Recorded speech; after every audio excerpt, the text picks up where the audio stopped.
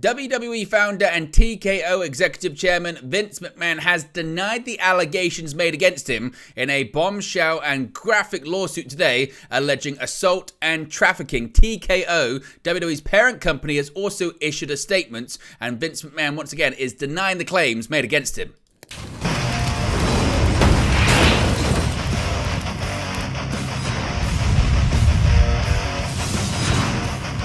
Hey guys, welcome back to Wrestling News 365. Hope everyone is doing very well. As always, there are plenty of news stories to get into in the world of professional wrestling. Of course, the biggest story today is this bombshell lawsuit made against Vince McMahon, WWE, and John Laurinaitis, alleging a litany of serious and disturbing and graphic allegations, including assault, including trafficking, and much more. Now, the last video we brought you was the statement from TKO Group Holdings, that being the parent company of WWE. Of course, it's the company that was made when WWE merged with UFC earlier this year under the Endeavor umbrella. But now we have Vince McMahon's reaction to the allegations and to the lawsuit in question, and the WWE founder is denying the allegations made against him. So let's get into the latest developments as to what we have. Once again, as a warning, a trigger warning to anyone watching this, it contains extremely sexually complicit details, and it's very graphic, some of the allegations made against Vince McMahon, John Laurinaitis, and others. So please, viewer beware. Certainly, this is quite graphic at certain points. Now, following a harrowing sexual assault and sex trafficking lawsuit filed Thursday against Vince McMahon and World Wrestling Entertainment by a former WWE staff member, both the wrestling mogul and current WWE owners, TKO Group Holdings, have now broken their silence in regards to the grisly claims. Now, this is the statement that Vince McMahon has made. Now, this comes from a spokesperson for McMahon. This comes from Deadline. We can get that up on the screen right there. It's a very short statement, but it is one from, as I mentioned, the spokesperson for Vince McMahon, who says, quote, "This lawsuit is replete with lies, obscene made-up instances that never occurred, and a vindictive distortion of the truth. He will vigorously defend himself." That is the statement that has come from a spokesperson from Vince McMahon. Now, we've got another statement here. This comes from WWE's parent company, TKO Group Holdings. We spoke about this last time, but it's worth repeating here. This is a statement from TKO. They say, quote, "Mr. McMahon does not control TKO, nor does he oversee the day-to-day operations of WWE. While this matter predates our TKO executive team's tenure at the company, we take Ms. Grant's horrific allegations very seriously and are addressing this matter internally." Now, finally, of course, we have a statement as well from the attorney for the defendant. This was a statement that came to Variety. We covered this earlier on today.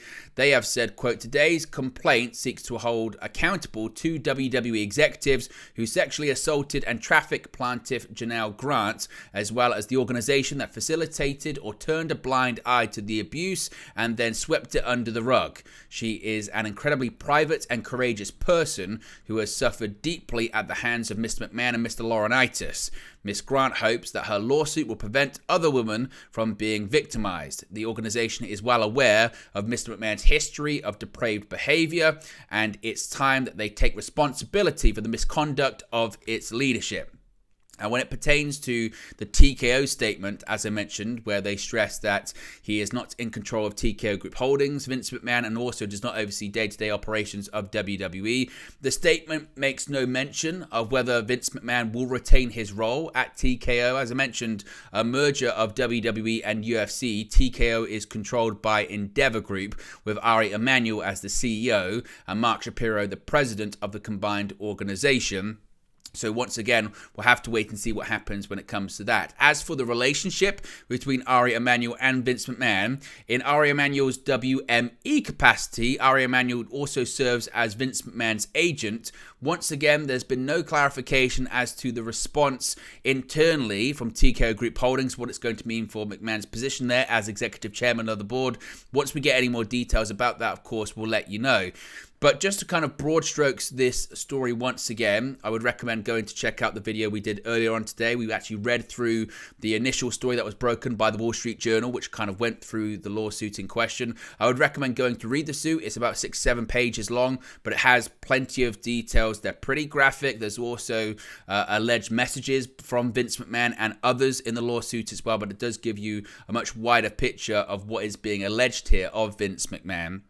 Now, in an explicit and disturbing filing in federal court Thursday, a former WWE staffer is suing co-founder Vince McMahon for sex trafficking, battery, and assault. Janelle Grant is also taking World Wrestling Entertainment itself to task for what she describes as negligence and suing former WWE head of talent relations and general manager John Laurinaitis for sexual assault and more.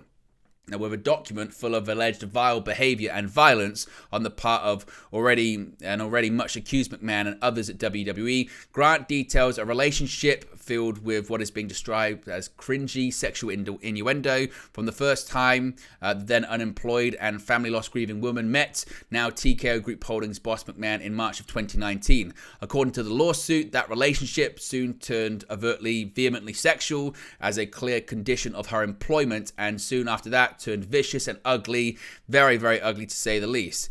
Now, there's also a corporate history here for McMahon and TKO Group Holding owners Endeavor.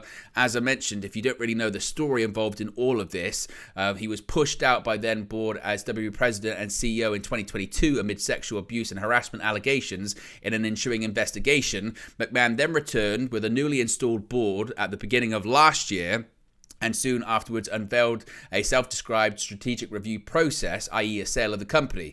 In September of last year, WWE merged with the Endeavor-owned UFC to form TKO Group Holdings. McMahon is the executive chairman of the new sports powerhouse, with Ari Emanuel as the CEO and Mark Shapiro as the TKO president.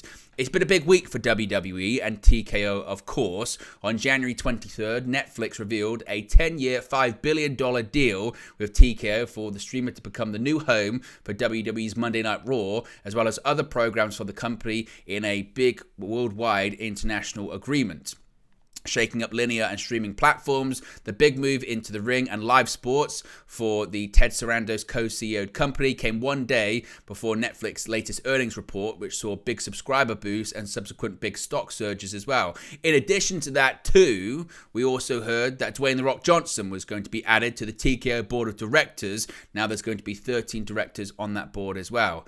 Now, Deadline once again confirmed what Variety had confirmed earlier, that neither Endeavor nor Netflix responded to requests for comment on the McMahon and WWE lawsuit filed in federal court in Connecticut.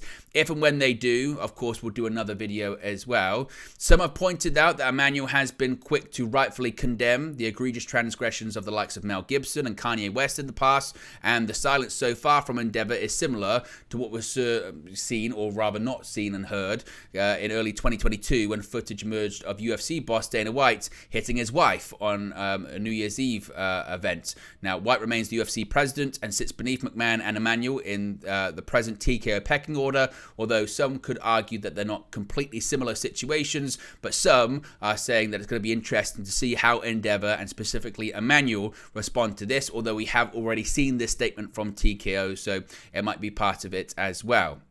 Now, when the multi-billion-dollar deal to take WWE over, a merger with the UFC came together last spring and Endeavor snagged a 51% share in TKO, White put out a statement saying Vince McMahon is a savage in the wrestling space, Ari Emanuel is a beast at what he does, and then add what we at the UFC bring to the table, and there is no limit to what this company can accomplish in the next few years. Now, once again, we're not going to get into the full details or anything like this because we covered that earlier on. There's a lot in the filing, certainly, stating her experience, Grant's experience with McMahon and WWE. Grant is seeking a wide range of unspecified damages, having seen her name previously leaked to the press when hush money claims first came up several months ago. Plaintiff Grant now also wants a declaratory judgment that the NDA is void and unenforceable and does not bar any of the plaintiff's claims against defendants McMahon and WWE.